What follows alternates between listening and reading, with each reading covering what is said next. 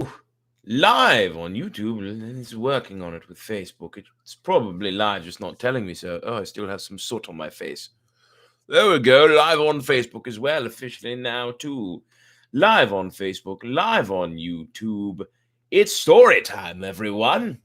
I just got through smoking some chicken. Oh, yeah, about 14 chicken legs. It's a lot of chicken legs. But I have a very cool purpose for all of them. I'm going to make something very nice, something should be absolutely delicious. And I'm very much looking forward to it. So perhaps I'll give you some updates on that in the near future, give you some pictures and things like that. We will see, dear listeners slash readers slash viewers, whatever you want to be called. One of these days, we have to find out what to call all of my fans, as it were. So if you all would like me to call you by anything in particular, please let me know so that I can give you that name and we can refer to you as something. My on-air radio name is Mike Harris, so I call my listeners Aristocrats. I thought it was rather clever, but anyway, I'm Brett Picorni here. That's my regular real name, so maybe I'll call you the Picornites. No, I don't like that. I don't like that one bit. Either way, got 2 viewers on YouTube right now. I don't know how many on Facebook, but I've been going about a minute and a half. It's 11:07 p.m., and it is story time. So, before we get started, first things first, if you're not following me yet on Facebook, make sure you can friend me if you like. But definitely look up the group Storytime, 2 words, exclamation point at the end. I will be happy to let you join and to approve your submission for joining and so whatnot. And don't forget to as well follow on YouTube. Jump in the YouTube page so that you can like this video. You can subscribe to my channel. That way, you can get notifications when this happens. Yes, don't forget to like right now. You should do it right now. I'm waiting. Like the video now and hit subscribe. Seriously, what are you waiting for? All right, I'm not going to wait for you anymore. You can do it at your own leisure. Either way, yes, do that. I would be forever grateful. And then also, if you want to follow me on Twitch, you can do so at Brett Doesn't Game, all one word. Oh, that's what happened here. I accidentally streamed into my regular Facebook page as opposed to story time. Oh, damn. Pardon my language. That's okay. It's all right. Not going to worry about ending it and starting it over or anything. But I will go on Facebook to make a post about that in story time. Because it's important that you all know where I am. Yes, so tonight I will be reading some Russian fairy tales, as well as an original story. So we have that to look forward to. The original story is called Seymour Spruce. It's a fun one I did way back when. I actually do like this one. It's I don't know that it's my best one. A fun story. It's a little vulgar, It's got some unsavory language, particularly at the end of it. But that's okay. We're all adults, right? Aren't we? I think. Maybe, perhaps. If there are any children watching, make sure you do the whole earmuffs thing from time to time. I won't be able to tell you exactly when, but you know. All right, now I'm going to update the post on Facebook so that everyone knows. Hello, Heather. You try to be what? Try to be what? Either way, thank you for liking the video. I'm assuming that's you, and thank you for commenting so I could give you yes, don't forget, I will give you a shout out if you comment on the video. So wherever the comments are, they're over here, maybe down here, something like that. But yes, I'm about to write in the Storytime group that I am streaming on my regular page.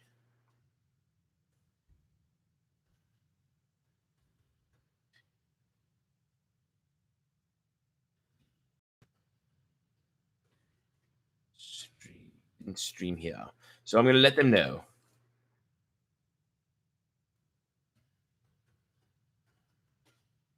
There we go. So that should bring people right on over to the video. But if not, oh well, whatever. Either way, I'm happy to have whoever's here and whoever's going to be here, all that jazz. If you're here, awesome. If you're not, well, screw you. Just kidding. I love you all, and I just appreciate those who are watching. Oh, you try to be an adult. That makes sense. Anyway, I'm going to stop jabbering, and I'm going to get down to the nitty gritty. It's time to read some stories. Oh, but one more thing. I forgot to show you all last night. I also didn't show you the night before, did I? My new base. Oh, I love it. It's so pretty, is it not? It's a lovely. Well, it's a little hard to see in this lighting, but it's a lovely dark red, like a burgundy almost.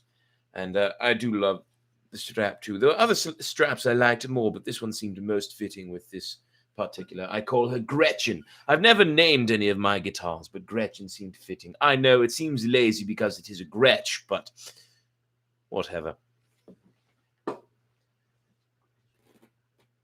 Yeah.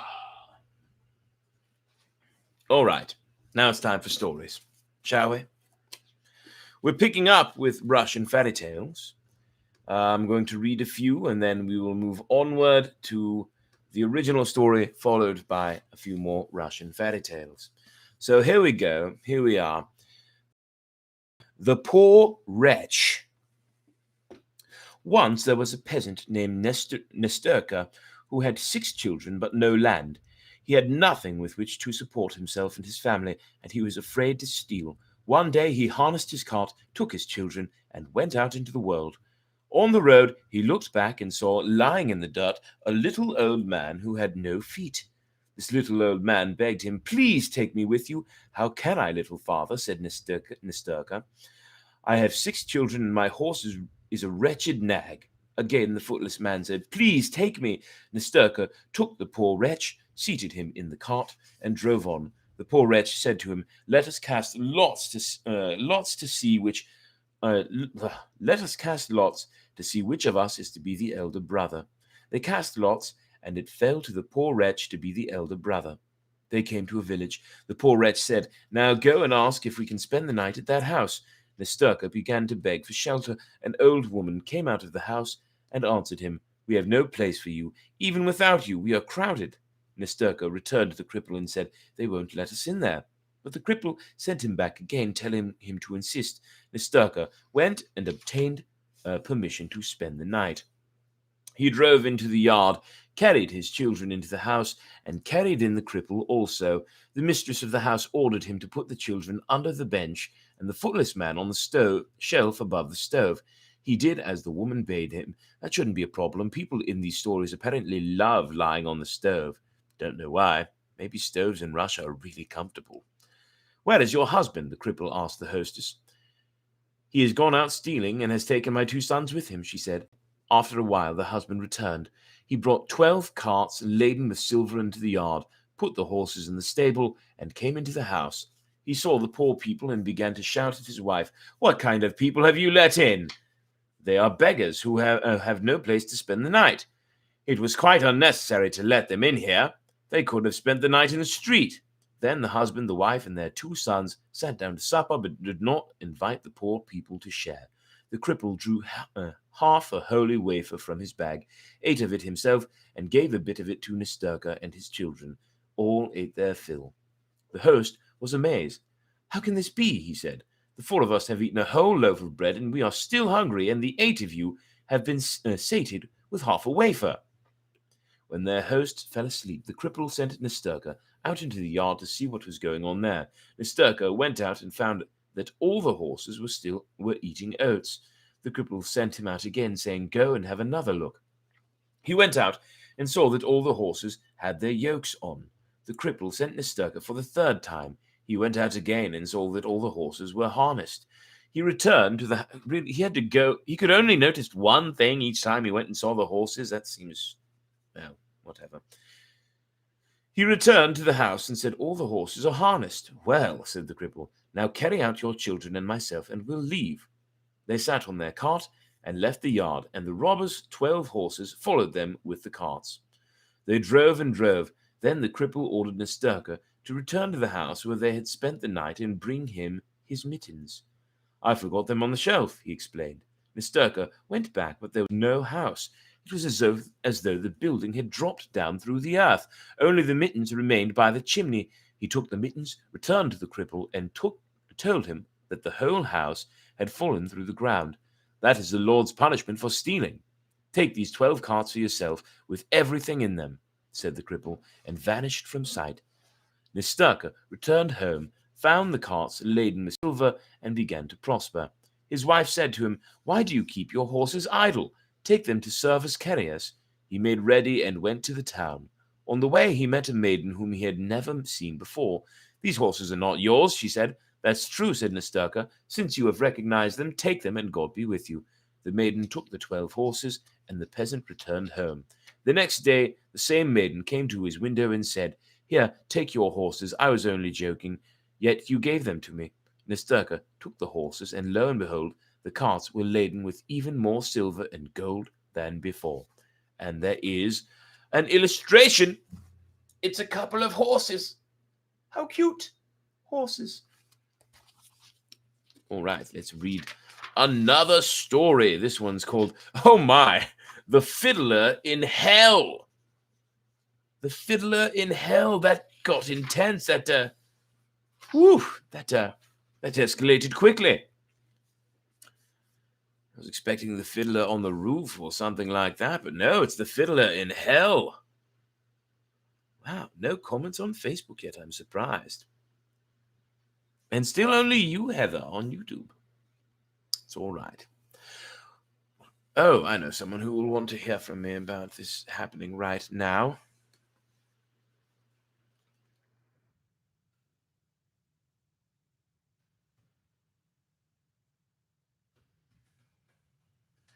Oh, I said re-rating instead of reading. Oh, stupid me. Yeah, Heather, what the fuck indeed. Is that what the fuck about the fiddlers in hell, or about there being like nobody watching tonight? Yeah, it's strange. Either way. All right. The Fiddler in Hell. Once there was a peasant who had 3 sons. He lived richly. Yes, where is Mr. Green? Oh, maybe Mr. Green is watching. There's a second person. There are 2 people currently watching on YouTube, at least that it shows. He lived. Once there was a peasant who had 3 sons. Oh, look at that. 3 sons again. He lived richly, gathered 2 potfuls of money, and buried 1 pot in the threshing barn and the other under the gate. The peasant died without having told anyone about his money. One day there was a holiday in the village. A fiddler was walking about leisurely when suddenly he fell through the ground and found himself in hell at the very spot where the rich peasant was being tormented. Oh, hello there, Amber. Oh, wow, we just jumped up 2 more people. Look at that. Hello, Amber. Glad you've joined in. Yes, he just fell right into hell. Hello, Lynn. Glad to see you. Glad you have joined. And you're welcome, Amber, for letting you know that I started. I'm going to start that over just because that really did escalate quickly, and I think you probably agree. And back down to 2 from 4. How did that happen? All right, here we go. Once there was a peasant who had 3 sons. He lived richly, gathered 2 potfuls of money, and buried 1 pot in the threshing barn and the other under the gate. This peasant died without having told anyone about his money. One day there was a holiday in the village. A fiddler was walking about leisurely, when suddenly he fell through the ground and found himself in hell, the very spot where the rich peasant was being tormented. Glad you're still here. Good day, my friend, said the fiddler. The peasant answered, You have fallen into the wrong place. This is hell, and I am in hell. But, uncle, why were you sent here? Because of my money. I had a great deal of it, but I never gave to the poor, and buried 2 pots of it in the ground. Now I will be tormented, struck with sticks, and lacerated with claws. What shall I do? I might be tormented too. Sit on the stove behind this. Here we go again, sitting on stoves. Sit on the stove behind the chimney. Do not eat for 3 years. What? Do not eat for 3 years. Thus you will be saved. That makes no sense. If you don't eat for 3 years, you'll die. Well, I suppose he is in hell. Let's see what happens. The fiddler hid behind the chimney. The devils came and began to beat the rich peasant, saying all the time, "That's for you, rich man. You hoarded a great deal of money, and you did not know how to hide it. You buried it in such a place that we have a hard time guarding it. There is constant coming and going through the gate. The horses crush our heads with their hoofs, and in the threshing barn we are thrashed with flails." As soon as the devils left, the peasant said to the fiddler, "If you ever get out of here, tell my children to take the money. One pot is buried under the gate and the other in the threshing barn, and tell them to give it to the poor." Again, a whole band of devils came rushing in and asked the rich peasant, "Why is there a Russian smell here?" The peasant said, "You have just been to Russia, and you have the Russian smell in your nostrils." "Impossible!" They began to search, found the fiddler, and cried, "Ha ha ha! A fiddler is here!" They dragged him down from the stove and forced him to play the fiddle. He played for 3 years, but it seemed to him like 3 days. He got tired and said, 3 days is still a lot to play fiddle without stopping.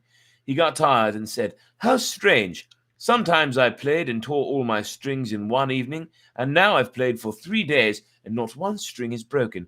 Blessed be the Lord." He had no sooner said these words than all his strings snapped.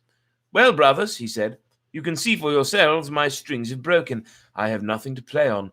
"Just wait," said one devil. "I have 2 sets of strings, and I'll bring them to you."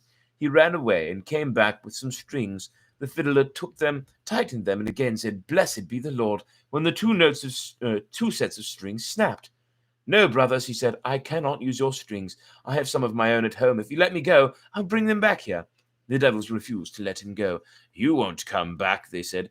"If you don't trust me, send one of your number to escort me." So the devils chose one of their company to go with the fiddler. "Hello, Mr. Green." Yes, it does suck when you snap a string. I've got a number of guitars, and I've probably broken a string on all of them. Yeah, just about.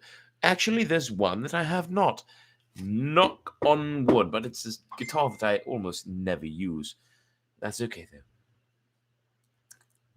So, So the devils chose one of their own company to go with the fiddler. He came to the village and heard a wedding being celebrated in the last house. "Let's go to that wedding." "Let's." They went into the house. I guess devils are easy to distract. There happens to be a wedding. I'm sure they're happy to go to the wedding. Places of severe sin and blah, blah, blah. I have no idea what I'm talking about. Let's go on. Everyone recognized the fiddler and asked him, "Where have you been for 3 years?" "I was in the other world."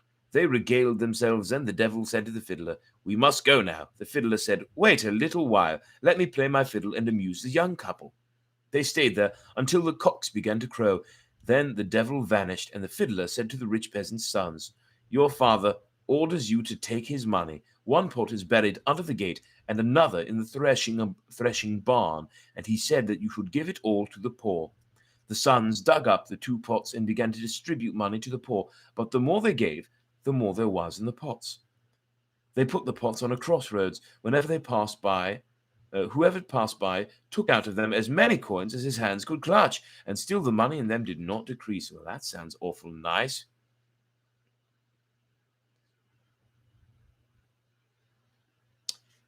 And still the money in them did not decrease. A petition was sent to the Tsar, saying that in a certain town there was a winding road about 50 versts long, and that a straight road would reduce this distance to about 5 versts, and the Tsar gave orders that a straight bridge be built. A bridge 5 versts long was erected, and this used up all the money contained in the 2 pots. At that time, a maiden gave birth to a son and abandoned him. This boy did not eat or drink for 3 years, and an angel of God always accompanied him. The boy came to the bridge and said, "Ah, what a wonderful bridge! May God give the kingdom of heaven to him whose money built it."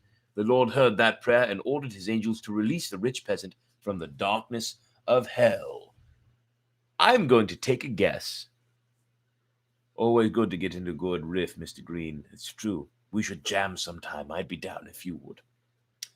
And there is an illustration. Here you are. I'm going to guess the moral of that story is that it's never too late to be charitable. It's my best guess. Never too late to be charitable. and to redeem yourself and such. And I think that's a pretty good message. It was an interesting way to tell it, but it was an interesting message. I'm going to silence my phone real quick because here we go. You know, that ding ding ding is awfully annoying, isn't it? All right, the next story is called The Old Woman Who Ran Away. Let's get into it, shall we? I'll read this one, and then I will read my original, and then we will read 2 or 3 more. The Old Woman Who Ran Away.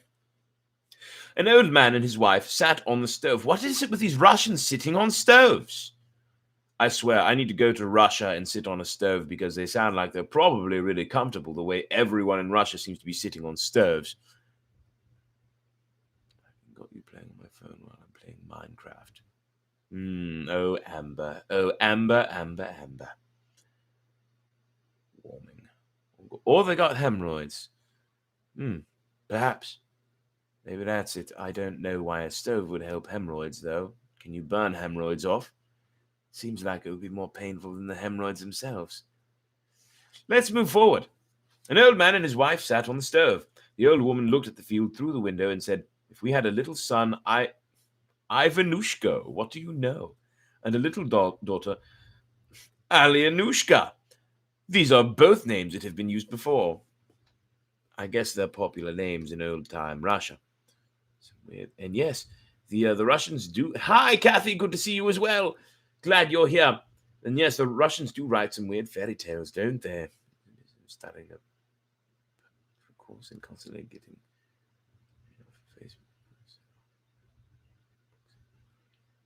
Thank you, Flo. Good to see you. Glad you're here. I will respond to you in a little bit.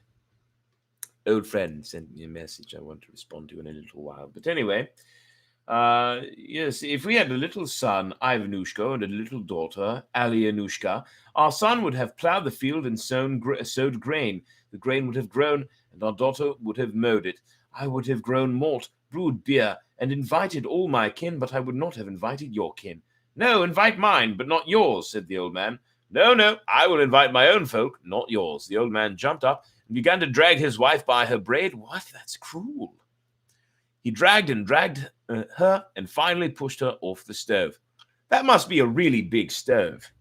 Like a really big stove. Big and comfortable.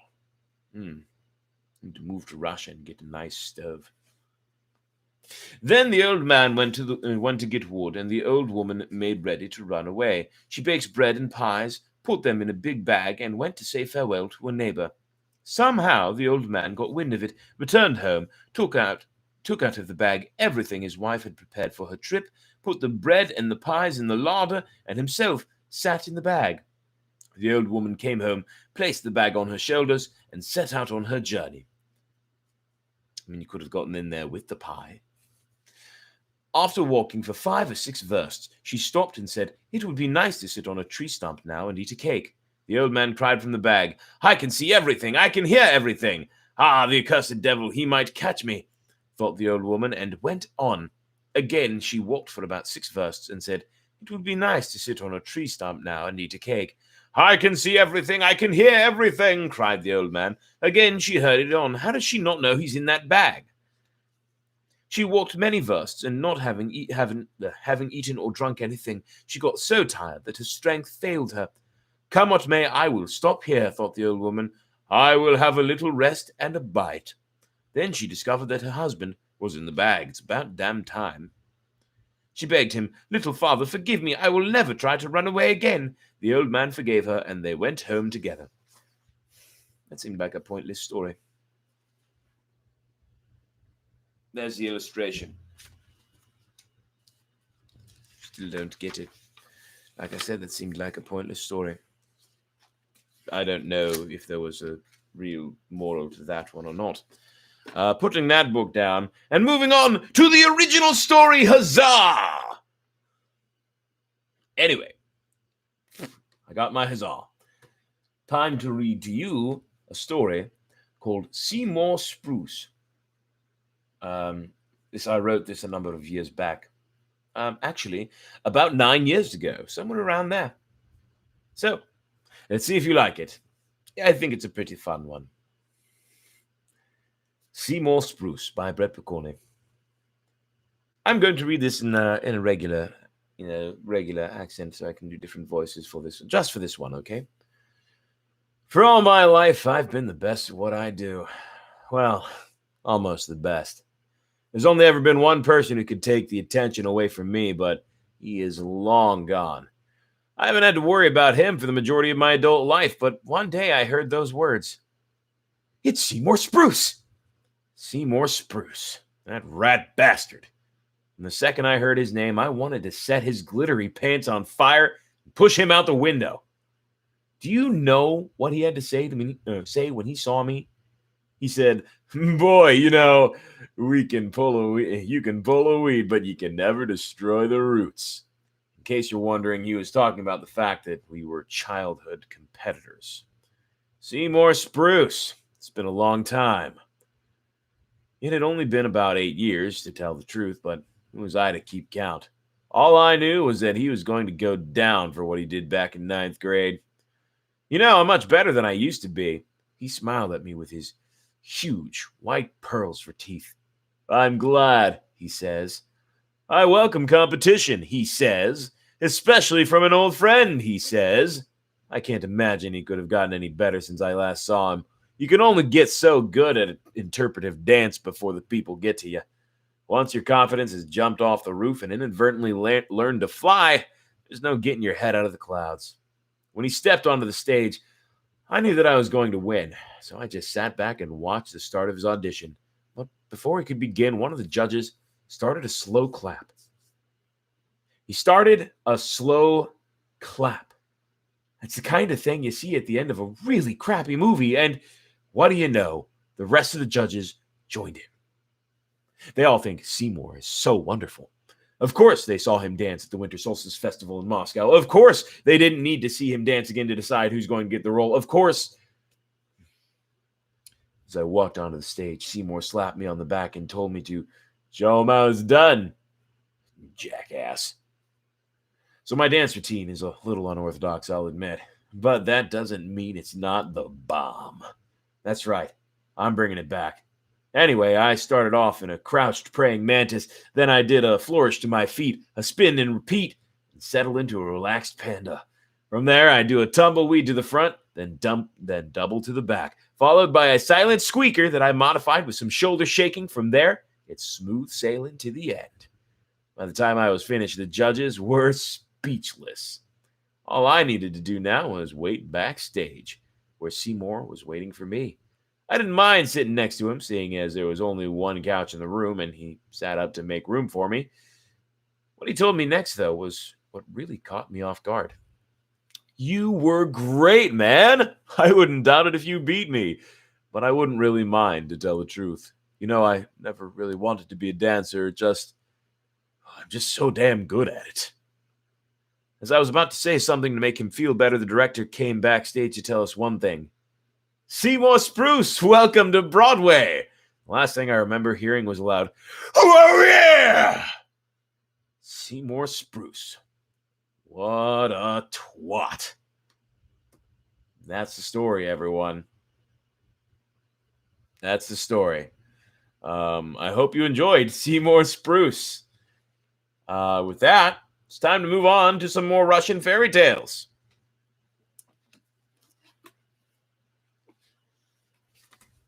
Shall we? Shall we? Here we go. This next one's a really, really, really, really, really, really, really short one. The reason I said really 7 times is because there are 7 lines, just to iterate how short this story is. It's called Anecdotes. And let us get back into our regular accent. Anecdotes. A woman came to an inn and asked about her husband. Was not my drunkard here? He was. Ah, the scoundrel, the knave, how much did he drink? 5 kopecks worth. Well, give me 10 kopecks worth. Once a turnip said, a turnip, really? A turnip said, I taste very good with honey. Go along, you boaster, replied the honey. I taste good without you.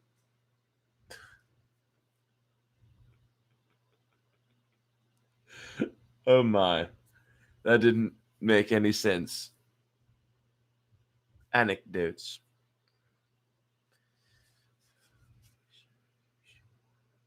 And Amber, you are more than welcome to show me some shit you wrote, and if it's, if it's not too adult, maybe I'd read it for everyone. And Mr. Green, how could you question my accent? How could you question it at all? Anyway, those anecdotes, I don't see much of a point in them. There's a woman who's angry her drunken husband drank 5 kopecks worth, and so in return she said, well, fine, give me 10 kopecks worth.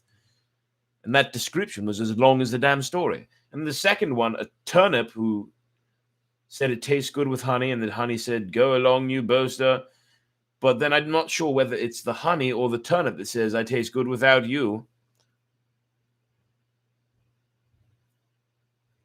I'm confused with these anecdotes. Let's move on to the next story, shall we? The Singing Tree and the Talking Bird. Now that sounds interesting, doesn't it? Once there was a very curious king who eavesdropped at the windows of his subjects. A certain merchant had 3 daughters, and one day the king heard these maidens conversing with their father. One said, I wish I were married to the king's caterer. The second daughter said, if only the king's body servant would take me for his wife. And the third daughter said, and I should like to be married to the king himself. I would bear him 2 sons and 1 daughter. Some time later, the king fulfilled their wishes. He married the eldest daughter to his caterer, the second daughter to his body servant, and the youngest he took to wife himself. He lived happily with his wife, and she became pregnant. When her time came, she began to have labor pains. The king wanted to send for the midwife but the king's sister-in-law said, why send for a midwife? We ourselves can do what is necessary. When the queen gave birth to a son, these midwives told the king that his wife had given birth to a puppy, put the newborn boy in a box, and dropped it in the pond in the king's garden. The king became enraged at his wife and wanted to have her shot, but visiting kings dissuaded him from this, arguing that a first offense should be given. So the king forgave her, postponing punishment against a second time. See, Mr. Green, what have you to say? First concert series, like you went from the normal to a good American, and I've been questioning it for a while. Oh, well, okay. I mean, if you say so. Perhaps I'm just good at accents. I mean, you never know. I'm curious, which do you think is my real accent, Mr. Green? I don't know. Just let me know. I'd really, I would be curious. Do you think it's this one, or do you think it's this one? Or possibly it's this one?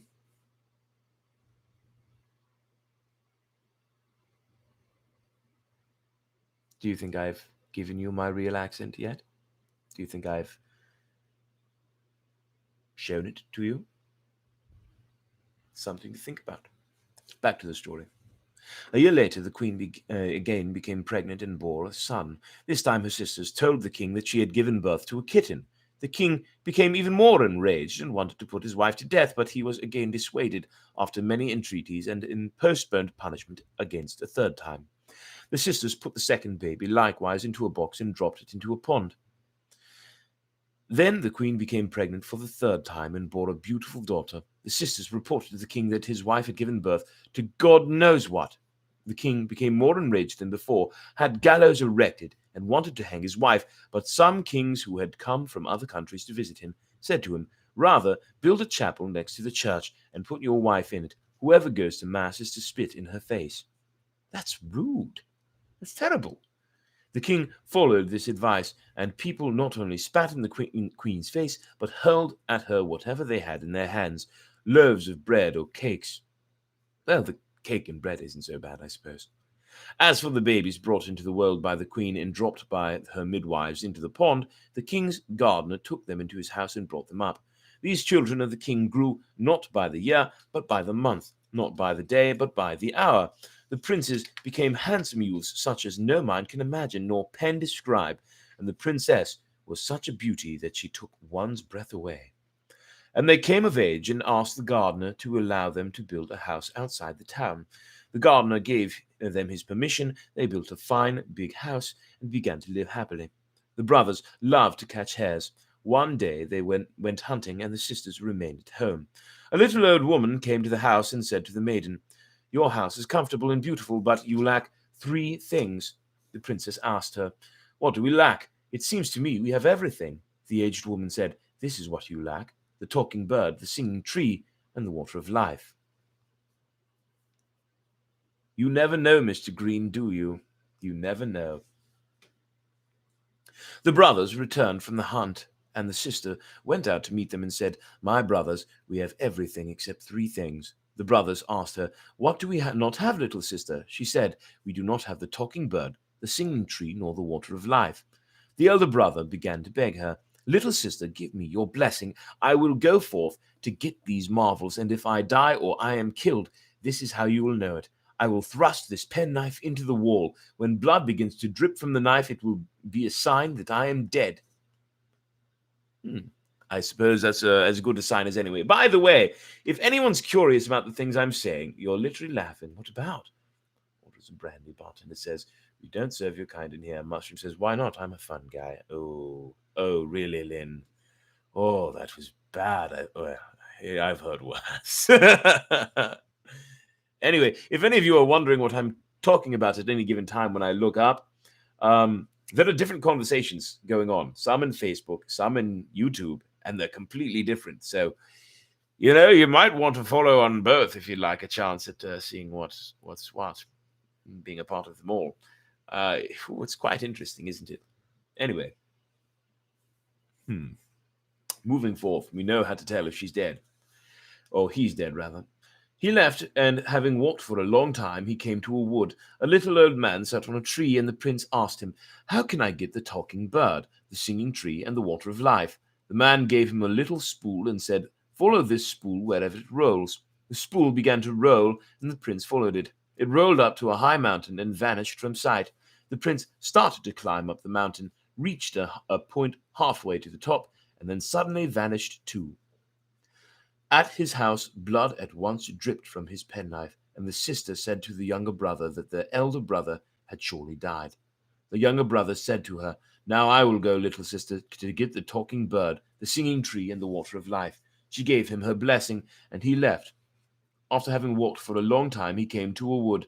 A little old man sat on a tree, and the prince asked him, "Little grandfather, how can I get the talking bird, the singing tree, and the water of life?" The little old man said, "Here is a spool for you. Follow it wherever it rolls."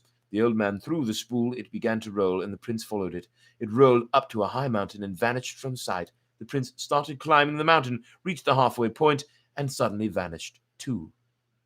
The sister waited for him many, many years, and still he did not come back. Then she said, "My second brother too must have died." And she went herself to get the talking bird, the singing tree, and the water of life.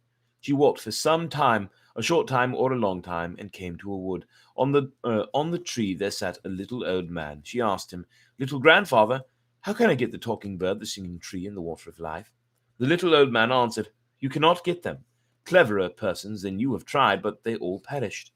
The maiden still begged him, "Please tell me." And the little old man said to her, "Here is a spool. Follow it." After some time, a short time or a long time, this spool rolled up to a high mountain. The maiden began to climb it, and she heard voices shouting at her, "Whither are you going? We shall kill you! We shall devour you!" But she kept on climbing and climbing, and she came to the top of the mountain, and there sat the talking bird. The maiden took the bird and asked it, "Tell me where I can get the singing tree and the water of life." The bird said, "Go over there." She came to the singing tree. In this tree all kinds of birds were singing. She broke a branch off it and went on farther. She came to the water of life, drew a little pitcher of it to take it home. She began to climb down the mountain and sprinkle it with the water of life. Suddenly her brothers jumped up and said, "Ah, little sister, we have been asleep a long time." "Yes, brothers, were it not for me, you would have slept here forever." And she added, "I have got the talking bird, the singing tree, and the water of life." The brothers were overjoyed. They went home and planted the singing tree in their garden. It spread out over the whole garden, and birds sang on it in various voices. One day the brothers were hunting and happened to meet the king. He liked these hunters and asked them to come to see him. They said, "We shall ask our sister's permission. If she grants it, we shall certainly come." They returned from the hunt. The sisters met them and attended them joyfully. Her brothers said to her, "Give us permissions, little sister, to visit the king. He graciously asked us to come." The princess gave them permission, and they went to visit the king. The king received them cordially and invited them to feast with him. They spoke to the king and asked him to visit them in turn. After some time, the king came to them, and they received him most hospitably, and showed him the singing tree and the talking bird. The king was amazed and said, "I am a king, and yet I do not have these things." Then the sister and the brothers said to him, "But we are your children." The king learned the whole truth, was overjoyed, and stayed with them forever. He freed the queen from the chapel, and they lived together for many years in great happiness. That's an interesting story. Not sure what ties up where, but there's the illustration. That must be the talking bird. Yeah, I think that's a talking bird, probably. Probably. And you know what? I will read you one more story. Well, two more stories. I will read you two more stories. How's that sound? Two more stories tonight? Here we go. The ram who lost half his skin. That does not sound pleasant at all. Here's the picture. A large full-page illustration.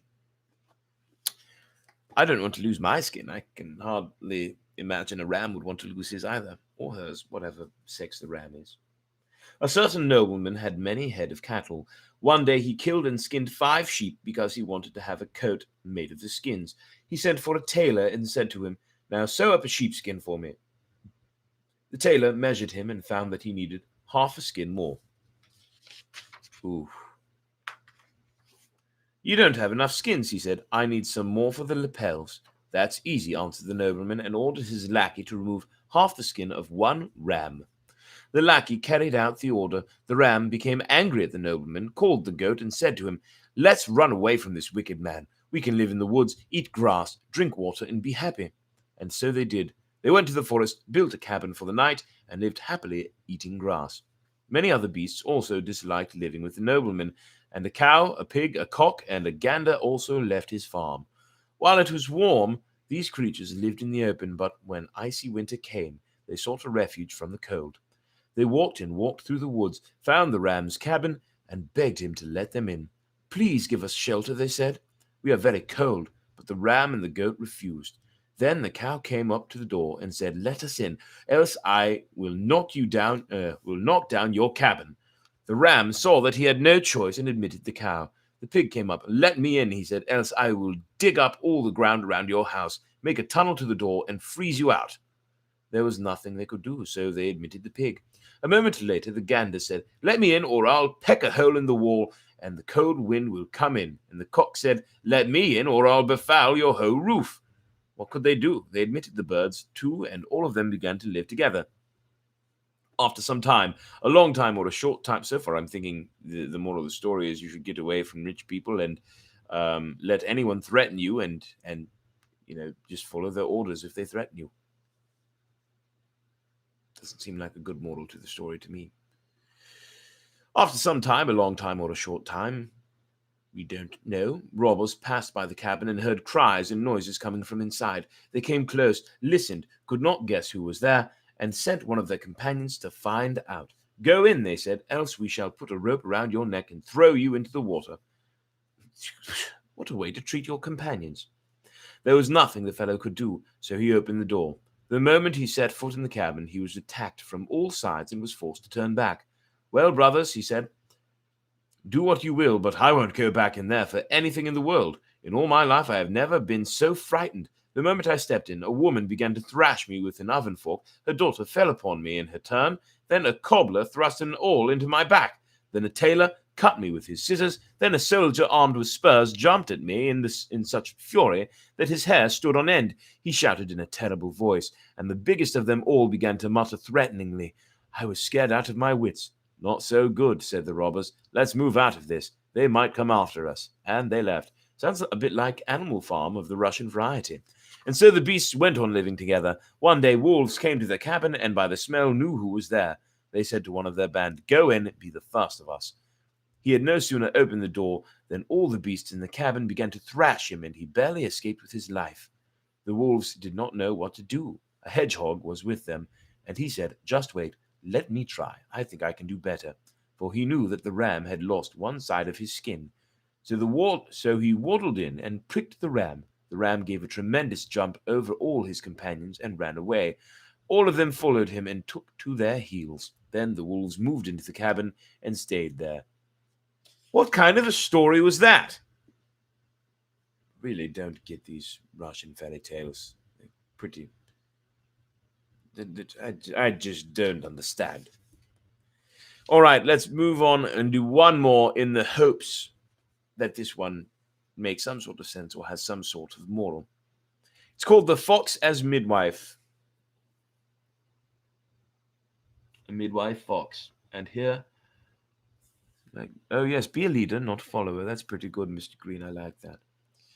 Regardless, the fox as midwife. I was hoping for something that made sense, and here we come to a midwife fox. Here's to hoping.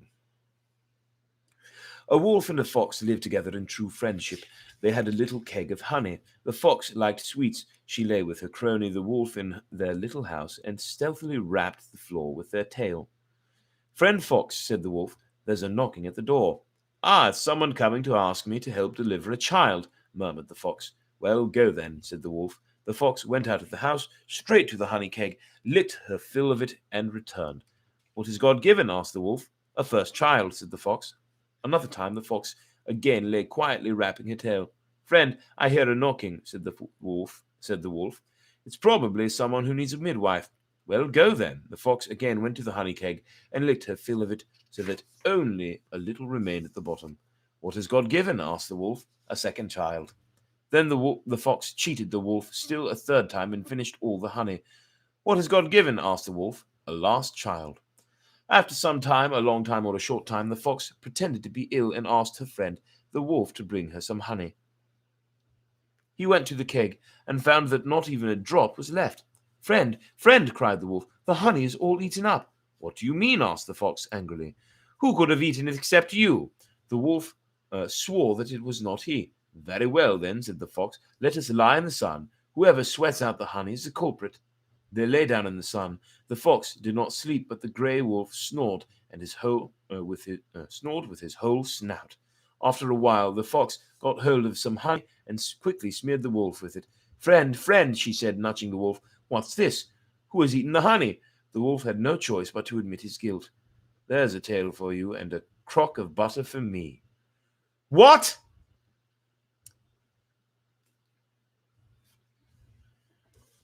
Sounds like the moral of that one is be sneakier than your friend, and you'll get all the honey. Sounds like that fox is a bastard. Well, that's the end of that. The next story, which we will start tomorrow, is The Fox, the Hare, and the Cock. Well, that fox is being a cock, so screw him. Anyway, that's the last of the stories for the evening. It's 11:54, and I think it's time we wrap up. Oh, hello, Rev. Glad you have joined. Sorry you had to hear my bit of vulgarity there, my little outburst. That tends to happen on these Russian fairy tale nights because I get very aggravated with pointlessness of a lot of these stories and how little they make sense. Anyway, everyone, glad you were able to join tonight. I hope you had fun like I did. I'll give some more shout outs. Hello, Heather. Hello, Amber. Hello, Mr. Green. That's all of you on YouTube. Busted. Hello, Rev. Hello, Lynn. Hello, Kathy. And anyone else I might have missed who joined, but who I did not get a chance to say hello to because you didn't comment and I didn't know you were here. Thank you for being here. Much love and appreciation. Please, if you haven't already, join the Facebook group, Storytime, 2 words, exclamation point at the end. Like this video on YouTube if you have not already. There are four of you watching and only 2 likes, just saying. And hello, John. John's watching too, apparently. And you have a wonderful night as well, Heather. Yes, once again, thank you. Like this video, subscribe to the page if you haven't. Make sure you invite your friends, tell them about it so they can watch as well. The normal time is 10 p.m., although I was an hour late tonight because I was smoking chicken and it turned out delicious. I admittedly ate 2 legs out of 14. The other ones are going to go toward making something positively remarkable. I very much look forward to it, and I'm sure you will too. Perhaps I will share some pictures and whatnot. Either way, if you also feel daring, oh yes, subscribe to Beep Corny One. That's the channel. And oh yes, another music night soon. Not tonight. My voice is a little raspy feeling, so I want to save it and let it heal up a bit. Going to have some tea later. But in the meantime, if you'd also like to follow my gamer tag on Twitch, that is Brett Doesn't Game, all one word, no punctuation or apostrophes or anything like that. Anyway, everyone, thank you again. Much love. I appreciate you. Thank you for joining. Great to see all of you. And I hope to see you again next time. That's tomorrow night for story time. More Russian fairy tales. Another original. It won't be Seymour Spruce because that was tonight. If you missed Seymour Spruce, make sure you come back and watch that later. But in the meantime, I bid you adieu. Yes, I want to end the video. What? End. Blast. Brett doesn't game. Oh, you left. Oh, you changed the S for an A, Heather. How could you? How could you? It's all right. I forgive you. Good night to you as well, my friend. From smoking that chicken. Yes, I smoked that chicken, and I smoked it good. Turned out great. I basted it with garlic butter. Well, more than just garlic butter. See, what I did first, before I smoked the chicken, I removed the skins. That's it, Brett doesn't game. I removed the skins, and I put them on a pan, seasoned them, and baked them until they became crispy chicken skins, and they were super fucking delicious. Like, so good, you know. Imagine like pork rinds, but the chicken, I guess. You know, but they were just so good. So good. Oh my gosh. They were delicious. But anyway, then I took the fat drippings from the skins and I poured it into a bowl and I added butter. So butter and chicken fat, rendered chicken fat. Took that, mixed it with garlic powder, onion powder, some salt, some MSG, wink wink, some black pepper, and I used that, you know, gave it a good mix and used that to baste the chicken, and I gave it a good 3 or 4 bastings. So good, so good. And yes, I'm going to actually remove all the chicken from the bones, chop it up real fine, that smoked chicken, and mix it with cream cheese and a couple other things, and then wrap it in a Brazilian dough and deep fry it. And it's going to be so good. It's going to be so good. Like, it's going to be the best. And I really look forward to it. So, hey, you YouTubers, whatever you want to be called, those of you watching on YouTube, you always seem to get a little more conversation out of me than the Facebook people, because I already finished the video on Facebook, but I'm still talking to all of you, so you're welcome. That was cocky of me, wasn't it? Anyway, have a good night, guys. Thanks again for watching. Right, Amber, doesn't it? See you guys.